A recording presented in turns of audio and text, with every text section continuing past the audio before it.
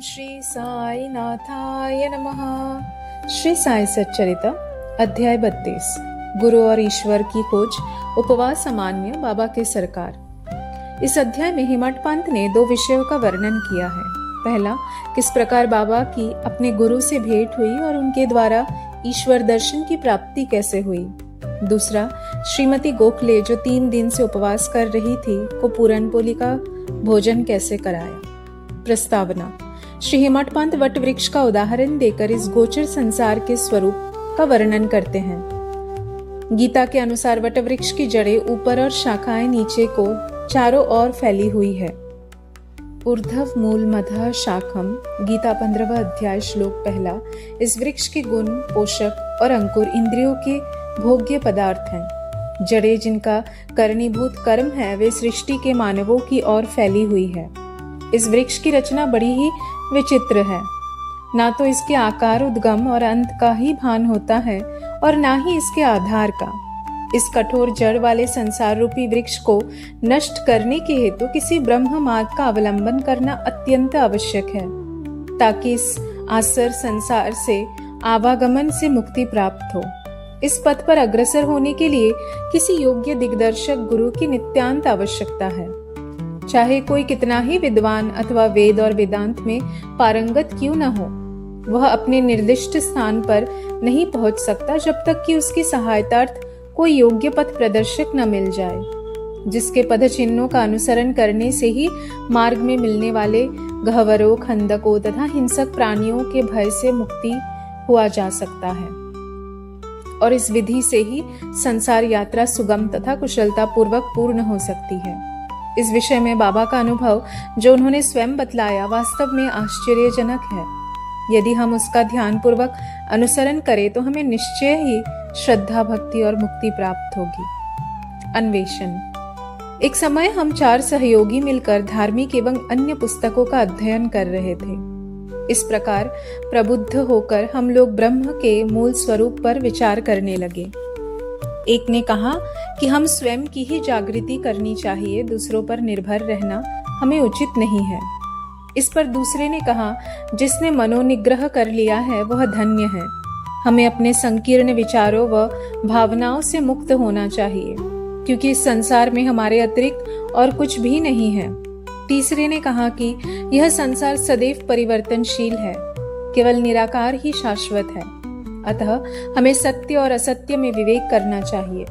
तब चौथे स्वयं बाबा ने कहा कि केवल पुस्तकीय ज्ञान से कोई लाभ नहीं, हमें तो अपना कर्तव्य करते रहना चाहिए। दृढ़ विश्वास और पूर्ण निष्ठा पूर्वक हमें अपना तन, मन, धन और पंच प्राणादि सर्वव्यापक गुरुदेव को अर्पण कर देना चाहिए। गुरु भगवान है, सबका पालनहार है। इस प्रकार वाद विवाद के उपरांत हम चारों सहयोगी वन में ईश्वर की खोज पर निकले। हम 4 विद्वान बिना किसी से सहायता लिए केवल अपनी स्वतंत्र बुद्धि से ही ईश्वर की खोज करना चाहते थे।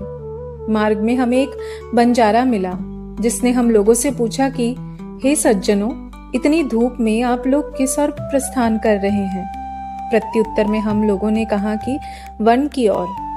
उसने पुनः पूछा, कृपया यह तो बतलाइए कि वन की ओर जाने का उद्देश्य क्या है। हम लोगों ने उसे टाल मटोल वाला उत्तर दे दिया। हम लोगों को निरुद्देश सघन भयानक जंगलों में भटकते देखकर उसे दया आ गई।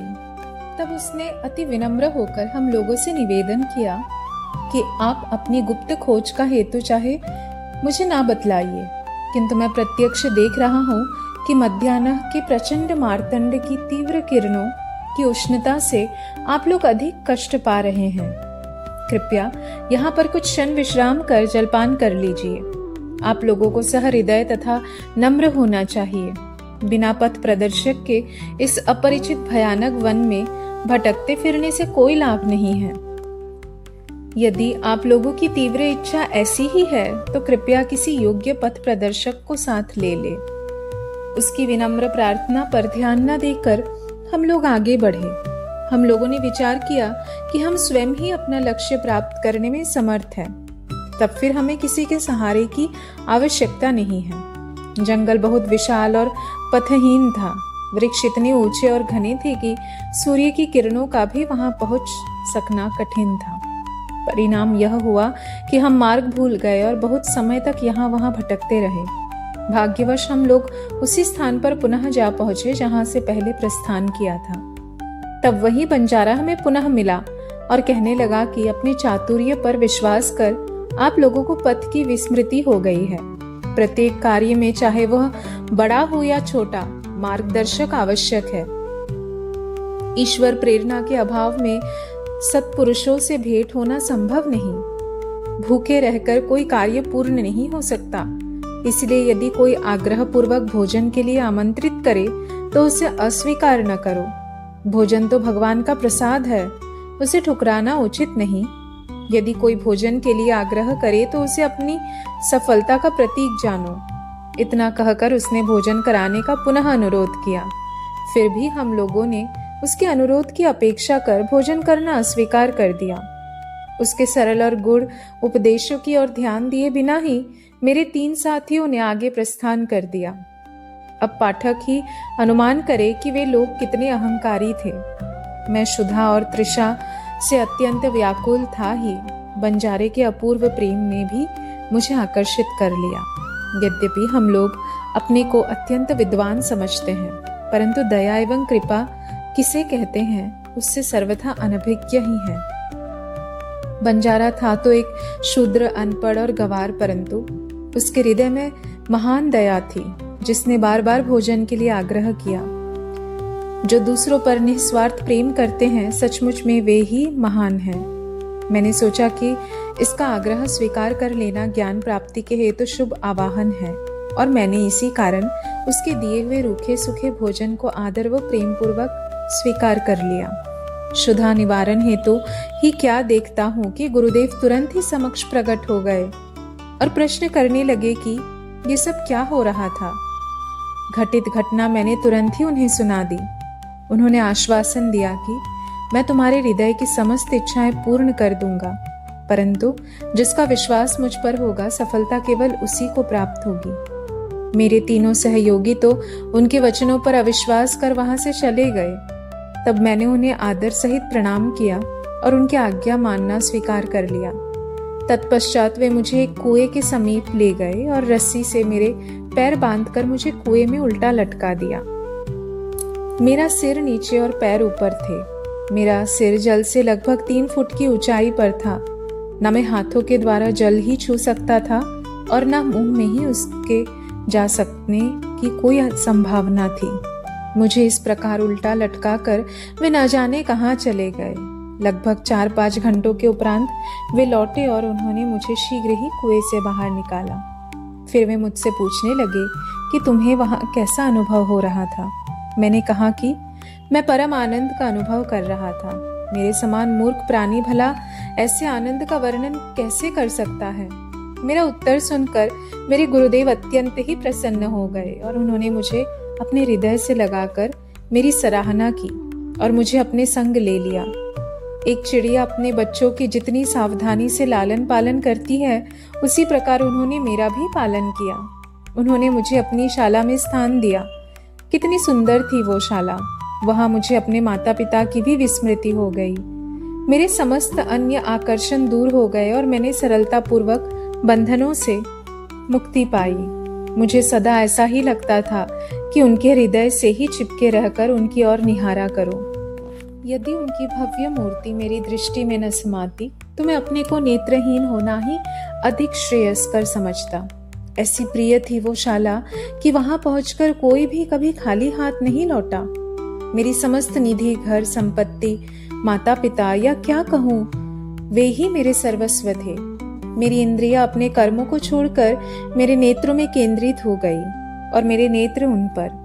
मेरे लिए तो गुरु ऐसे हो चुके थे कि दिन रात में उनके ही ध्यान में निमग्न रहता था। मुझे किसी भी बात की सुध न थी। इस प्रकार ध्यान और चिंतन करते हुए मेरा मन और बुद्धि स्थिर हो गई। मैं स्तब्ध हो गया और उन्हें मानसिक प्रणाम करने लगा। अन्य और भी आध्यात्मिक केंद्र है जहाँ एक भिन्न ही दृश्य देखने में आता है।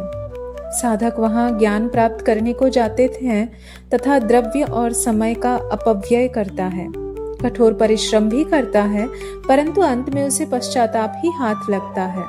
वहाँ गुरु अपने गुप्त ज्ञान भंडार का अभिमान प्रदर्शित करते हैं और अपने को निष्कलंक बतलाते हैं। वे अपनी पवित्रता और शुद्धता का अभिनय तो करते हैं, परंतु उनके अंतःकरण में दया लेश मात्र भी नहीं होती है। वे उपदेश अधिक देते हैं और अपनी कीर्ति का स्वयं ही गुणगान करते हैं, परंतु उनके शब्द हृदय भेदी नहीं होते, इसलिए साधकों को संतोष प्राप्त नहीं होता। जहाँ तक आत्मदर्शन का प्रश्न है, वे उससे कोसों दूर होते हैं। इस प्रकार के केंद्र साधकों को उपयोगी कैसे सिद्ध हो सकते हैं और उनसे किसी उन्नति की आशा कोई कहाँ तक कर सकता है। जिन गुरु के श्री चरणों का मैंने अभी वर्णन किया है, वे भिन्न प्रकार के ही थे। केवल उनकी कृपा दृष्टि से मुझे स्वतः ही अनुभूति प्राप्त हो गई तथा मुझे न कोई प्रयास और न ही कोई विशेष अध्ययन करना पड़ा। मुझे किसी भी वस्तु को खोजने की आवश्यकता नहीं पड़ी, वरन प्रत्येक वस्तु मुझे दिन के प्रकाश के समान उज्जवल दिखाई देने लगे। केवल मेरे गुरु, वे गुरु ही जानते हैं कि किस प्रकार उनके द्वारा कुएं में मुझे उल्टा लटकाना मेरे लिए परमानंद का कारण सिद्ध हुआ। उन 4 सहयोगियों में से एक महान कर्मकांडी था। किस प्रकार कर्म करना और उससे अलिप्त रहना, यह उसे भली भांति ज्ञात था। दूसरा ज्ञानी था, जो सदैव ज्ञान के अहंकार में चूर रहता था। तीसरा ईश्वर भक्त था, जो कि अनन्य भाव से भगवान के शरणागत हो चुका था तथा उसे ज्ञात था कि ईश्वर ही करता है। जब वे इस प्रकार विचार विनिमय कर रहे थे, तभी ईश्वर संबंधी प्रश्न उठ पड़ा तथा वे बिना किसी की सहायता प्राप्त किए अपने स्वतंत्र ज्ञान पर निर्भर रहकर ईश्वर की खोज में निकल पड़े। श्री साई, जो विवेक और वैराग्य की प्रत्यक्ष मूर्ति थे, उन चारों लोगों में सम्मिलित थे। यहाँ कोई शंका कर सकता है कि जब साई स्वयं ही ब्रह्म के अवतार थे, तब वे उन लोगों के साथ क्यों सम्मिलित हुए और क्यों उन्होंने ऐसा आचरण किया।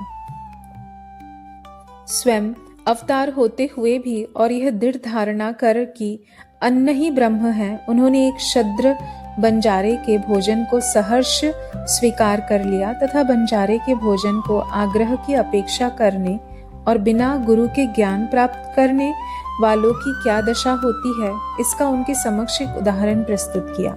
श्रुति का कथन है कि हमें माता पिता तथा गुरु का आदर सहित पूजन कर धार्मिक ग्रंथों का अध्ययन करना चाहिए। ये चित्त शुद्धि के मार्ग है और जब तक चित्त की शुद्धि नहीं होती, तब तक आत्मानुभूति की आशा व्यर्थ है। आत्म इंद्रियों, मन और बुद्धि के परे है। इस विषय में ज्ञान और तर्क हमारी कोई सहायता नहीं कर सकते। केवल गुरु की कृपा से ही सब कुछ संभव है। धर्म, अर्थ और काम की प्राप्ति अपने प्रयत्न से हो सकती है, परंतु मोक्ष की प्राप्ति तो केवल गुरु कृपा से ही संभव है। श्री साई के दरबार में तरह तरह के लोगों का दर्शन होता था। देखो, ज्योतिषी लोग आ रहे हैं और भविष्य का बखान कर रहे हैं। दूसरी ओर राजकुमार, श्रीमान, संपन्न और निर्धन, सन्यासी, योगी और गवैये दर्शनार्थ चले आ रहे हैं। यहाँ तक कि एक अति शूद्र भी दरबार में आता है और प्रणाम करने के पश्चात कहता है कि साईं ही मेरे माँ या बाप हैं और वे जन्म मृत्यु के चक्र से मेरा छुटकारा कर देंगे।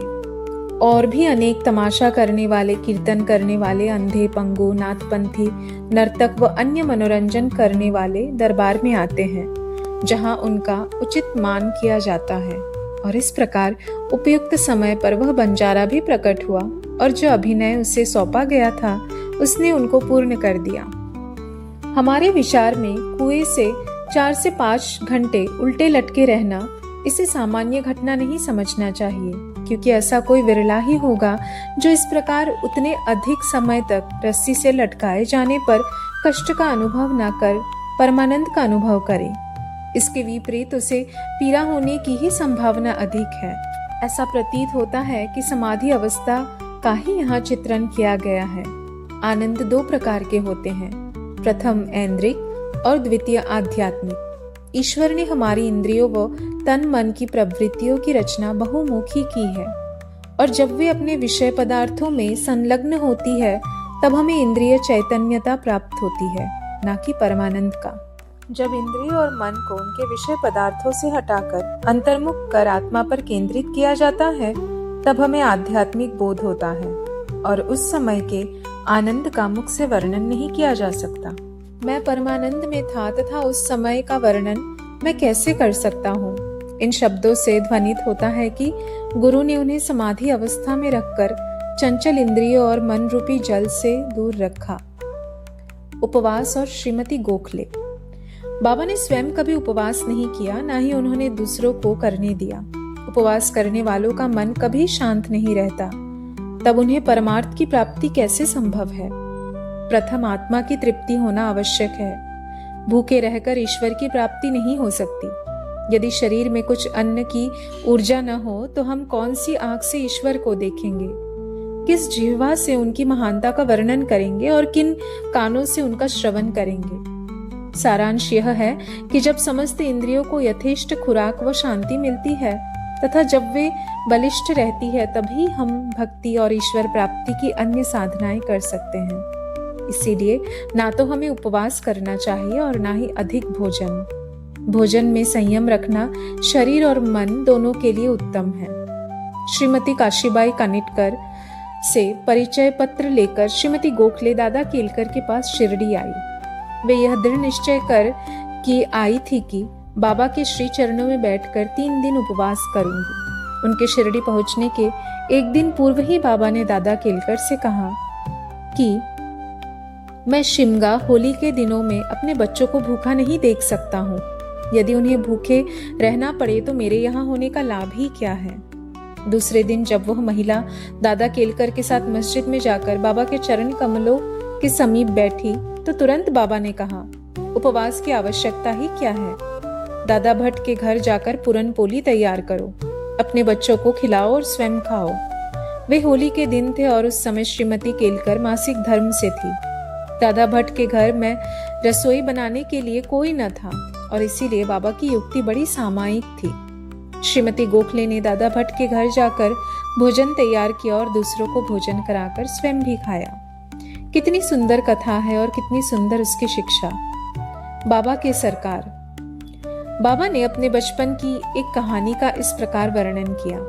जब मैं छोटा था तब जीविका उपार्जनार्थ मैं बीड़गांव आया। वहां मुझे जरी का काम मिल गया और मैं पूर्ण लगन व उम्मीद से अपना काम करने लगा। मेरा काम देखकर सेठ बहुत ही प्रसन्न हुआ।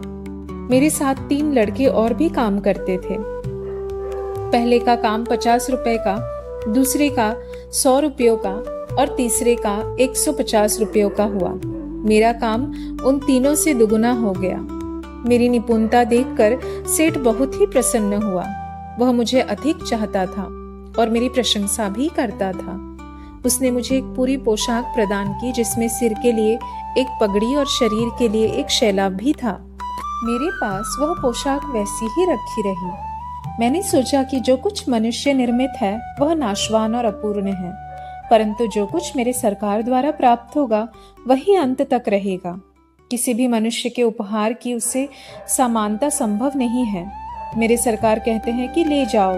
लोग मेरे पास आकर कहते हैं मुझे दो, मुझे दो, परंतु जो कुछ मैं कहता हूँ उसके अर्थ पर कोई ध्यान देने का प्रयत्न नहीं करता।